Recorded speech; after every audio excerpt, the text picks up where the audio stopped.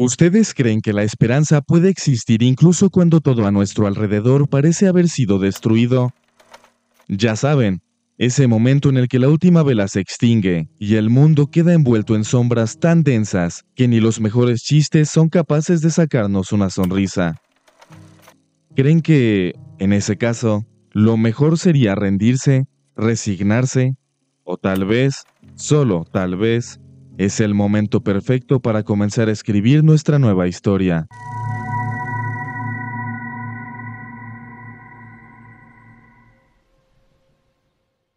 Ashen es un videojuego independiente que seguramente solo yo jugué, desarrollado por el estudio A44, que plantea un universo sombrío en el que la luz ha desaparecido de la faz de la Tierra, y junto con ella se esfumaron todas las grandes civilizaciones. Los antaño hermosos y brillantes días se convirtieron en inquietantes noches eternas, y aquellos que sobrevivieron al colapso de las sociedades ahora se dedican a vagar a través de las ruinas, con la intención de erigir una vez más una gran comunidad, una sociedad que tendrá que sustentarse encima de colosales huesos rotos, hogueras con brasas que apenas calientan, y, en especial, sobre la confianza entre unos y otros.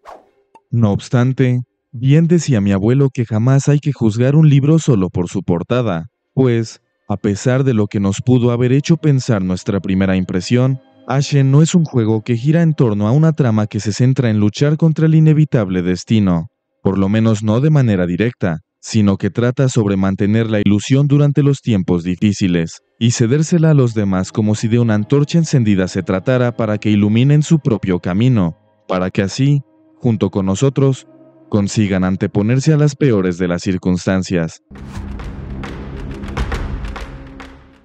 Yo diría que este es un mensaje que no está expuesto en el juego de una manera sutil, pues, si mantenemos los ojos bien abiertos, no tardaremos en darnos cuenta de que Ashen toma una buena cantidad de inspiración del conjunto de relatos del folclore escandinavo. Y no solo digo esto porque aparecen gigantes azules, ni porque muchas paredes parecen estar decoradas con runas y pinturas rupestres, sino porque, en esencia, creo que se trata de una reimaginación del mito del Ragnarok, el fin de los tiempos, un cuento en donde el mundo es consumido por el caos, y aquellas entidades encargadas de velar por la seguridad y protección de sus habitantes son abatidas por criaturas bestiales que van más allá de nuestra comprensión. Sin embargo, también es un cuento que nos habla del surgimiento de un mundo nuevo, un mundo más justo, más noble y puro, y menos lleno de serpientes colosales y lobos monstruosos. De hecho, creo que el propio nombre del juego, que podría traducirse como Ceniciento, o más bien como Cubierto de Cenizas, hace referencia a ese breve instante después del desastre en el que se acaba de descubrir que todo ha sido destruido, aunque, si somos lo suficientemente optimistas, también podríamos aprovechar esas cenizas para provocar que de la tierra emerja algo nuevo y hermoso, una manera muy nórdica de contemplar la creación y la destrucción, una forma de pensar que no ve en el deceso un final definitivo, sino una transición entre dos estados, y, en este caso, nosotros interpretamos al improbable catalizador del inicio de esta nueva era. Hey, ¿qué tal, eruditos? Espero que estén fenomenal. Yo soy Roy y el día de hoy me gustaría comenzar diciéndoles que espero disfruten y encuentren interesante el que es el primer video del canal. Por lo que, si les gusta lo que hago, les agradecería mucho que empezaran a suscribirse desde este momento, que le den like al video si lo que han visto les ha parecido atractivo, y más importante que todo lo anterior, que me dejen en un comentario de qué otro tema les gustaría que platicáramos. Sin nada más que decir, que comience esta nueva aventura.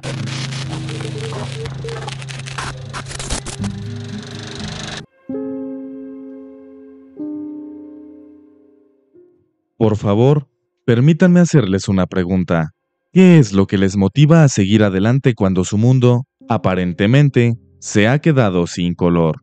Puede que esta les parezca una pregunta un tanto profunda y hasta incómoda para un video que, en apariencia, trata sobre un videojuego en el que pasaremos una muy buena parte del tiempo esquivando golpes y corriendo a través de páramos desolados. Pero la verdad es que Ashen esconde mucho más de lo que su simple apartado gráfico nos permite ver. Verán, en los albores del universo, Existía una entidad cósmica con forma de ave constituida por luz pura, que un día decidió descansar sobre una de las ramas del que posteriormente sería conocido como el Árbol de los Mundos. Y si esta historia les resulta por lo menos vagamente conocida, es porque su inspiración principal fue, claramente, el Yggdrasil de las historias escandinavas, un fresno gigantesco cuyo propósito es mantener unidos a los 9 mundos principales, que son, si San Google no miente, Muspelheim, el mundo primordial del fuego; Niflheim, el mundo primordial del hielo y la niebla; Midgard, el mundo de los humanos; Asgard, el mundo de los dioses Aesir; Jotunheim, el mundo de los gigantes; Vanaheim, el mundo de los dioses Vanir; Alfheim, el mundo de los elfos luminosos; Svartalfaheim, el mundo de los elfos oscuros y los enanos; y Helheim, el mundo de los muertos. Menciono esto porque, como me la he pasado repitiendo, Ashen bebe muchísima inspiración de los cuentos de la cosmogonía escandinava para crear su propio universo, por lo que de una vez les adelanto que no será la única ocasión en la que nos detengamos para contemplar algo por el estilo. Pero, volviendo con la historia del juego, la llegada del Ashen marcó el comienzo del tiempo y la expansión de la luz a lo largo de todos los mundos que convergen en el árbol, y si bien esta deidad en principio es inmortal, desde un comienzo estaba destinada a caer en un estado de reposo profundo que suspendería todos sus sentidos durante un largo periodo, para que, eventualmente, resurgiera una y otra vez en un ciclo continuo y eterno de fulgor y oscuridad. Al momento de caer, sus últimas 3 exhalaciones dieron origen a las que serían conocidas como las 3 edades de la luz, de las cuales estoy a punto de platicarles. Durante la primera edad, una civilización de criaturas conocidas como los Bral emergieron de la oscuridad con el objetivo de hacerse con la poca luz que quedaba en la superficie, pues, a pesar de que su existencia les ocasionaba mucho dolor, también les otorgaba bastante poder, un poder que permitiría que unos cuantos individuos evolucionaran de manera distinta al resto. Estas 3 entidades evolucionadas fueron Ukoto, el devorador de luz; Riak, la tormenta nocturna; y Cisna, la tejedora de sombras, quienes personificarían la resistencia de las tinieblas contra la luminosidad, y pasarían a la historia con el mote de los dioses oscuros, y, de hecho, seguirán siendo relevantes para el momento en el que ocurre nuestra historia. De los Bral evolucionaron los Oyentes, quienes, al contrario que sus antecesores, abrazaron la luz y construyeron templos y monumentos en honor al Ashen. También, a lo largo de esta segunda edad, los Oyentes desarrollaron la habilidad de manipular la ceniza, y con ella crearon milagros que se encargaron de revolucionar la tecnología y la magia por igual, por lo que no tardaron en empezar a defender aquello que ellos consideraban sagrado de las oscuras fuerzas de sus antepasados. No obstante, con el tiempo, la luz acabó por desaparecer una segunda vez, y los Oyentes también se enfrentaron a su declive. Por último, en la tercera edad, la diosa Gefn, quien sería conocida como la Madre de la Humanidad, decidió vincularse con un Oyente para dar origen al que sería el primero de los humanos, dando pie a la creación de la última gran civilización. Los humanos eran más débiles que las primeras razas dominantes, pero también mucho más adaptables. Juntos, y con la ayuda de los Oyentes, quienes, al igual que los elfos luminosos de los cuentos nórdicos, siempre mantuvieron una disposición amable hacia los seres humanos, construyeron ciudades y palacios espléndidos, y desarrollaron su propia manera de pensar, y, a pesar de que ellos no consiguieron dominar la ceniza como los Oyentes, algunos pocos sí que consiguieron realizar hazañas dignas de cualquier dios escandinavo. No obstante, al igual que en las 2 ocasiones anteriores, la luz acabó por extinguirse, pero esta vez no regresó. En esta ocasión, la poca luminosidad que emanaba del Ashen se esfumó por completo, por lo que al mundo no le quedó de otra que sumirse de manera inevitable en una nueva era de oscuridad. Ahora que lo pienso, los Bral tienen mucho más parecido a los elfos oscuros de la mitología nórdica que a los gigantes de hielo, a pesar de su apariencia física. Según lo que mi niño interior nerd pudo recordar de algún extracto que leyó alguna vez en un texto, los elfos oscuros se asentaron en las profundidades de su mundo, Svartalfheim, o lo que es lo mismo, construyeron sus hogares en cuevas, grutas y toda clase de lugares húmedos y polvorientos, un estilo de vida del que los Brawl también parecen disfrutar. Con la desaparición de la luz cayeron todas las grandes ciudades e imperios humanos, y la ceniza de los oyentes se volvió corrupta, lo que ocasionó el surgimiento de espectros y toda clase de criaturas y monstruosidades incomprensibles en los ahora desolados paisajes y urbes que tantas memorias custodiaban. Los sobrevivientes optaron por ocultarse en las ruinas y los templos que sus antecesores habían construido, y la historia de la humanidad pronto se redujo a escombros. Y entonces aparecimos nosotros, un simple ser humano con el propósito de enfrentarse a los nuevos retos que el mundo le plantea, y de empezar de cero a construir una comunidad próspera. Ahora, algo que me gustaría comentar es que, como en la vida real, el juego no nos revela de manera explícita por qué es que las cosas están sucediendo, ya que ni siquiera hay cinemáticas con discursos motivacionales dignos de Optimus Prime, ni de cualquier estafador de TikTok, ni nada por el estilo. Es nuestro deber, y solo nuestro deber, darle un sentido a las cosas que hacemos, pero lo que aquí nos impulsa es un sentimiento un poco más íntimo, una sensación de urgencia que nos indica que debemos encargarnos de nuestros problemas porque, si no lo hacemos nosotros, nadie más lo hará, y no porque no tengan la voluntad de hacerlo, sino porque, en la mayoría de las ocasiones, carecen de las habilidades o el valor para conseguirlo.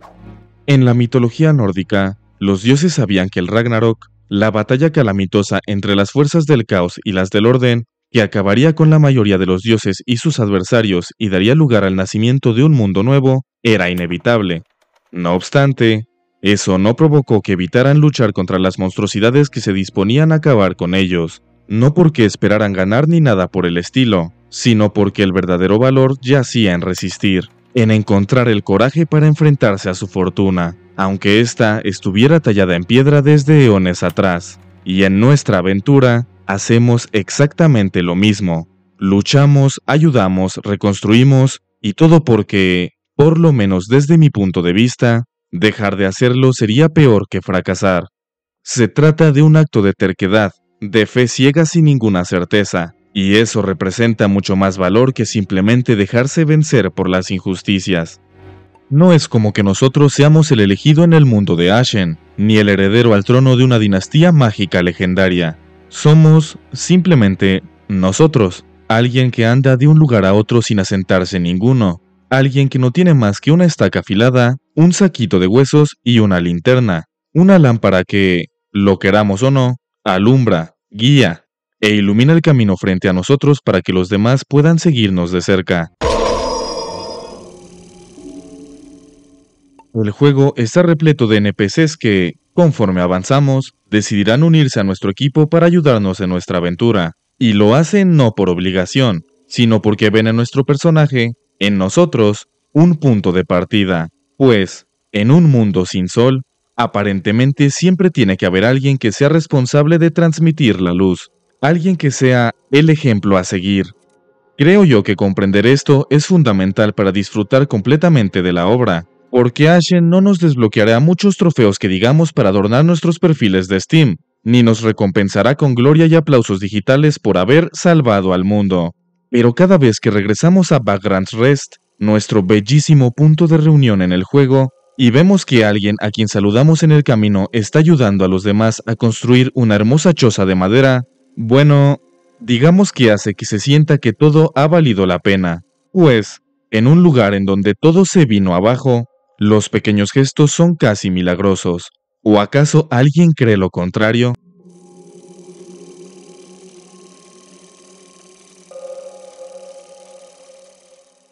¿Saben? Todo esto me recuerda a la vieja historia de Baldur, el dios de la luz de la gente del norte, cuyo deceso, según se dice, marcó el principio del fin de los tiempos. Verán, según los chicos de Destripando la Historia, Baldur era un dios cuyo poder más representativo era ser bonito y brindarle alegría a los demás, y precisamente por eso se ganó la envidia del dios Loki, una deidad que ha sido más que pisoteada y mancillada por Marvel, conocido, en un principio, por ser una divinidad engañosa y traviesa. Odín, el padre de todo, hizo jurar a todas las cosas que existían en el mundo que jamás lastimarían a Baldur, pero Loki se las arregló para hacer que el muérdago no se presentara para llevar a cabo el juramento, y así, engañando a un crédulo ídolo ciego, provocó que una flecha fabricada a partir de esta planta saliera disparada contra Baldur, quien cayó al suelo sin vida al instante. ¿Qué tiene que ver esto con lo que les estaba diciendo? Pues, resulta que, cuando a Baldur se le acabó la suerte, el mundo entero ennegreció, y, sin embargo, se dice que tras el Ragnarok él volverá a la vida para cuidar y guiar a aquellos pocos sobrevivientes que serán los responsables de marcar un nuevo rumbo para la humanidad. Podríamos decir entonces que nosotros, en Ashen, somos una especie de encarnación de Baldur, y no porque seamos dioses ni mucho menos, sino porque representamos la promesa de poder empezar de cero, la esperanza de un mejor mañana, la prueba de que la luz sí puede regresar, siempre y cuando alguien se atreva a cargar con ella.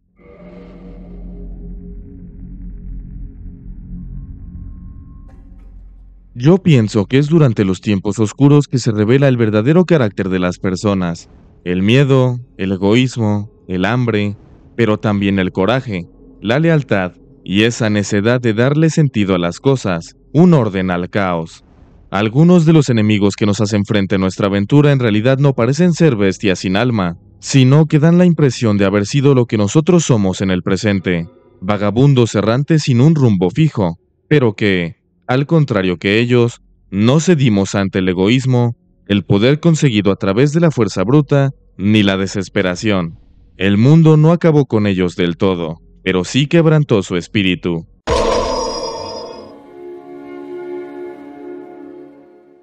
En cambio, nuestros aliados son diferentes.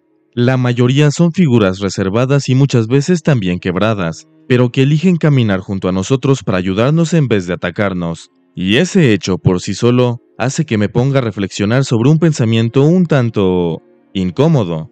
Cuando ya no hay nada que perder, tan solo permanece lo que somos en realidad, o eso digo yo.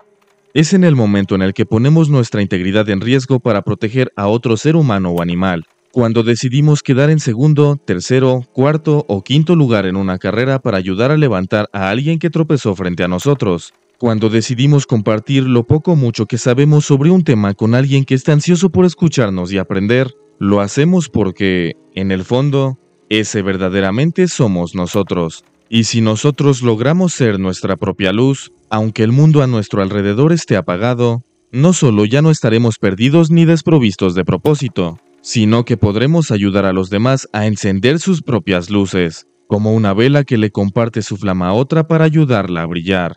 Pero todo esto, por otro lado, también aplica a la inversa, y es que a aquellos humanos que genuinamente son una basura de personas, tan solo les quedará eso, ser una porquería.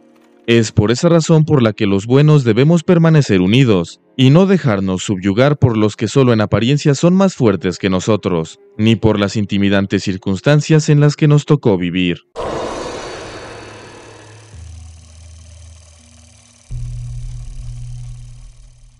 Ya que estamos hablando del lugar en el que nos tocó vivir, me gustaría preguntarles otra cosa. ¿Ustedes piensan que vivir rodeados de oscuridad podría enseñarnos a valorar la luz de otra manera? Si me lo preguntan a mí, yo creo que sí.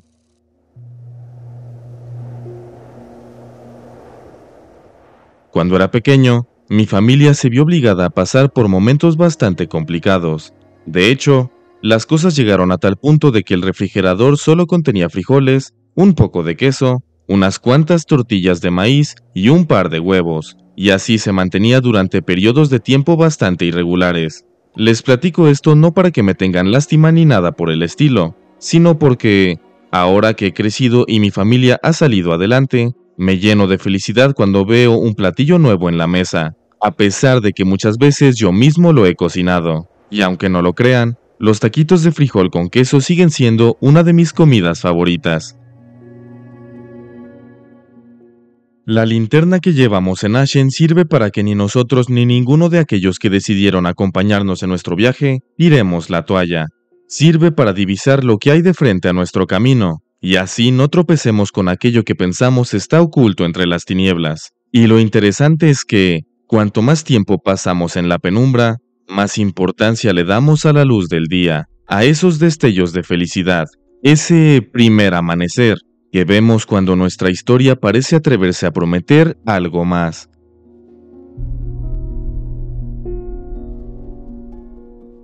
Yo pienso, con mucha seguridad, además, que las poblaciones vikingas consiguieron entender bien este contraste, pues habitaban en un entorno a mi parecer bastante duro, donde el invierno duraba más de lo habitual, y la noche y sus peligros eran cosa seria.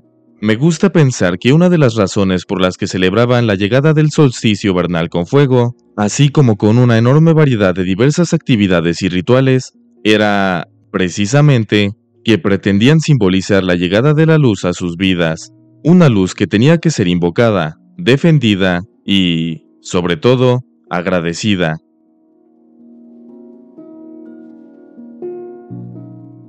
Desde mi perspectiva, Ashen interpreta esta idea mayormente a través de sus escenarios. Cada zona que atravesamos, como la infame Seat of the Matriarch o la devastada Syndra's View, nos hace sentir que sobrevivir en esos lugares no es algo normal ni sencillo, sino casi un milagro. Es por esta razón que cada vez que nos sentimos invencibles al conseguir superar una nueva región, lo valoramos no como algo que simplemente nos corresponde por derecho, sino como algo que nos merecemos luego de mucho trabajo duro. Entonces, con todo lo que hemos platicado hasta ahora, ¿creen que podríamos decir que la esperanza es una forma de rebeldía durante los tiempos oscuros? Después de todo, el mundo de Ashen es un mundo donde todo ha colapsado, donde de las ciudades no quedan más que ruinas, y donde los caminos que llevan a ellas han sido invadidos por criaturas deformes. No obstante, ninguno de los personajes que nos encontramos en nuestra aventura habla sobre hallar el descanso eterno en un paraíso celestial, sino que sueñan con construir una nueva ciudad, un nuevo imperio para poder empezar de cero. Así que sí, yo pienso que seguir teniendo esperanzas en el futuro, a pesar de lo malas que puedan parecer las circunstancias en las que nos encontramos, no es ingenuidad del todo, sino resistencia y fortaleza. Resiliencia sería la palabra correcta. La hermosa banda sonora también ayuda a subrayar esto a la perfección.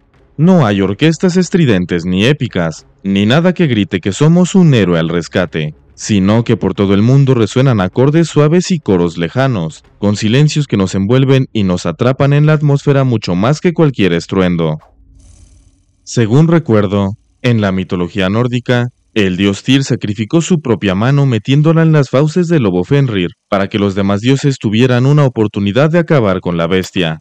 Tyr hizo esto sabiendo muy bien que no podría rescatar su mano, pero decidió seguir adelante porque tenía la esperanza de que su sacrificio ayudara en algo, por lo que justo en este relato, nos encontramos con la reflexión de que, incluso en los momentos más siniestros, la esperanza puede salir a flote, aunque a veces lo hace en forma de actos tan absurdos como bellos. Pero, ¿cómo puede alguien mantener su fe y esperanza cuando sus ojos no alcanzan a vislumbrar ningún camino por delante? A mi parecer, la respuesta de Ashen no se encuentra en los elocuentes discursos de algún NPC, sino que se halla en el ritmo con el que nos obliga a descubrir su historia. Este es un juego que nos fuerza a avanzar despacio. Cada paso debe ser precavido porque cada combate podría ser el último. Cada subida por una colina podría estar escondiendo una multitud de enemigos que esperan para emboscarnos, pero también podría estar custodiando un arma más bonita y mejor que la que traemos, o algo completamente diferente y agradable. Se trata de aventar una moneda al aire. Tal vez con la suficiente suerte, podríamos hacer que nuestra situación mejore. Y si no, bueno, nos quedaremos igual que como estamos. Así que, tal y como yo lo veo, no tenemos nada que perder. Nosotros avanzamos no porque tengamos la certeza de que las cosas se van a hacer más sencillas. De hecho, es bien sabido que en este género los juegos se pondrán más difíciles conforme avancemos. Seguimos adelante porque, de alguna manera incrédula, no podemos evitar creer que mejorarán. La resiliencia en Ashen no es épica ni extraordinaria, sino cotidiana. Cada uno de los aliados que hacemos en el camino aporta algo al refugio que entre todos empezamos a construir. Y no me refiero a tablas ni mucho menos a ladrillos o bloques de construcción, sino a los servicios que nos prestan, las conversaciones que tienen con nosotros y las historias personales que deciden contarnos. Es entonces que nuestro refugio deja de ser un simple lugar en el mapa para convertirse en un ideal, la idea de volver a confiar, de construir, de pertenecer. En la vida real, la gente del norte conocía a esta fe como Weird, un destino tejido por nuestras acciones individuales y no tanto por profecías divinas. Según sus creencias, el Weird era el resultado de vivir con integridad en un mundo incierto, una visión que pienso también fue trasladada a Ashen. No estamos destinados a nada, pero podemos elegir caminar hacia algo, o eso pienso yo. Ahora bien, hablando en términos realistas, en muchas ocasiones nos daremos cuenta de que aquello que buscamos conseguir va a tomarnos mucho más tiempo del que pensábamos en un inicio, por lo que no está de más plantearnos si de verdad nuestra batería va a alcanzarnos hasta que lo veamos hecho realidad. Entonces, ¿creen que valga la pena seguir luchando por algo que quizá nunca veremos realizado? Bueno, eso es algo que tanto el juego como yo queremos que decidan por su cuenta, no a través de un monólogo melodramático, sino por medio de una introspección profunda.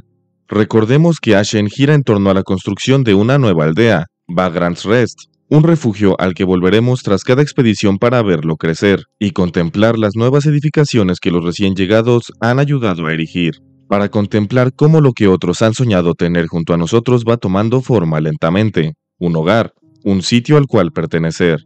No hay promesas de victoria ni una escena final con fuegos artificiales maltratando los cielos. De hecho, podríamos decir que lo que ayudamos a cimentar en nuestra aventura, con mucha seguridad no lo disfrutaremos nosotros, sino las generaciones que vienen después. ¿Es esto algo malo? Yo, en lo personal, pienso que es todo lo contrario, pues no habría más dicha para mí que tener la certeza de que mis descendientes no tendrán que batallar de la misma manera que yo, pero supongo que eso quedará al juicio de cada uno. Por su parte, los vikingos sí que creían en el valor de legar algo que fuera más allá de sí mismos. De hecho, una forma de resumir su pensamiento sería algo así como: solo las acciones justas y las historias que dejamos atrás sobrevivirán al final de los tiempos. Por lo que sabemos de su cultura, no tengo idea de qué significado tendrían para ellos las palabras justicia e integridad, pero eso no quita que ese sea un pensamiento muy bonito, y que podamos aplicar en el presente de una mejor manera, ¿no creen? En Ashen, cada mejora que le hacemos a la aldea, cada NPC que rescatamos y cada ruta que despejamos son actos de fe. Incluso si nos sacan con los pies por delante más de 20 veces en el mismo barranco, el progreso no solo nos pertenece a nosotros, sino que también le corresponde al mundo que intentamos reconstruir y a todos aquellos que habitan en él, lo que nos lleva a otra cuestión. Una incógnita que, para mí, es de las más interesantes que nos haremos a lo largo del vídeo. ¿Qué tipo de historias son las que sobreviven al final de los tiempos?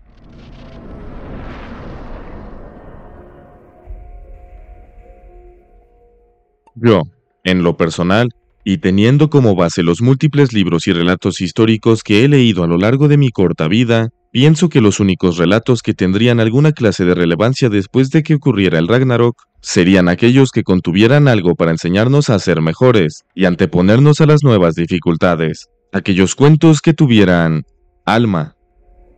Como en la vida real, cada personaje dentro de Ashen tiene una historia propia, por lo que cada uno actúa como un testimonio viviente de que hay relatos que simplemente se niegan a desaparecer, lo que, a su vez, pienso que conecta con una verdad histórica espléndida.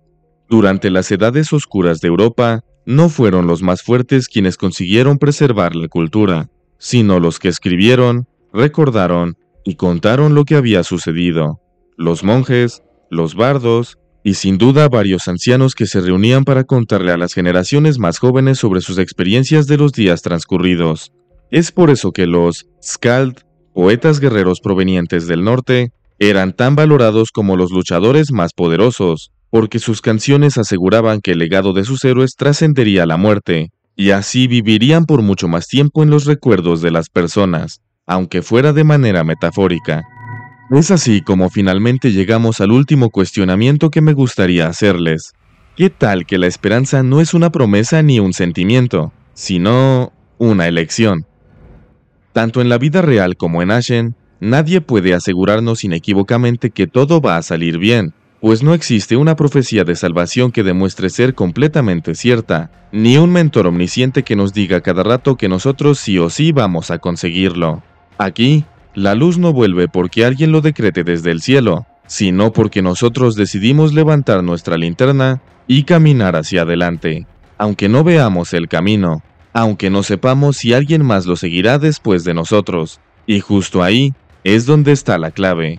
Yo pienso que la esperanza no es una garantía de que lo lograremos, sino que se trata de la decisión consciente de seguir actuando, incluso cuando no hay certezas.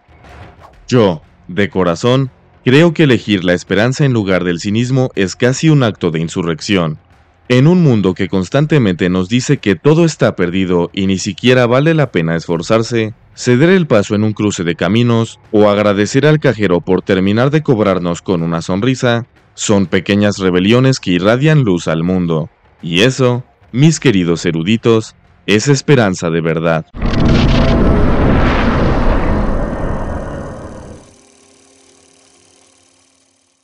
Pero antes de terminar, me gustaría cerrar este ensayo comentando rápidamente los puntos a favor y en contra que Ashen tiene como juego desde mi perspectiva. En primer lugar, como seguramente habrán podido deducir, la atmósfera es uno de sus elementos más potentes, y esto es así gracias, en buena parte, a que la banda sonora es realmente hermosa.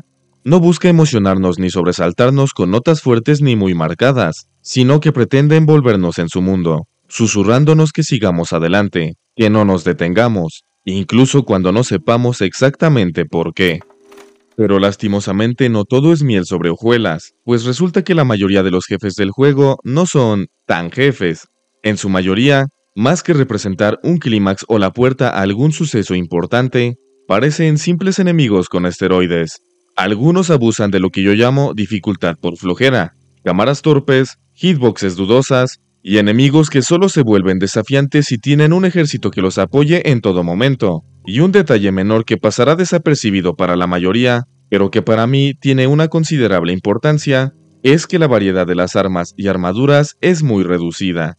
De hecho, ni siquiera podremos conseguir una sola espada en toda nuestra aventura, y como un fanático y entusiasta de las armas antiguas, de hecho, tengo otro canal dedicado exclusivamente a este tema, no puedo explicarme por qué. Digo, entiendo que hayan querido irse por una estética más escandinava, pero... por favor, los vikingos también usaban espadas, y eran bastante buenas, de hecho. Tal vez debería relajarme un poco. Aunque entiendo que la intención de los desarrolladores era presentar un mundo rústico, en donde todo es más bien práctico, y no tan estético. Pero no dejo de sentirlo como una oportunidad desperdiciada. Y bueno, eruditos, parece que hemos llegado al final de esta aventura. Si este ensayo los dejó pensando en conseguirse el juego o con dudas del tamaño del océano, creo que hice algo bien, por lo que me gustaría pedirles que se suscriban, que le den like al video y que activen esa campanita que, como el cuerno de Heimdall, anuncia nuevas expediciones. Sin más que agregar, manténganse a salvo y nos vemos en la próxima aventura.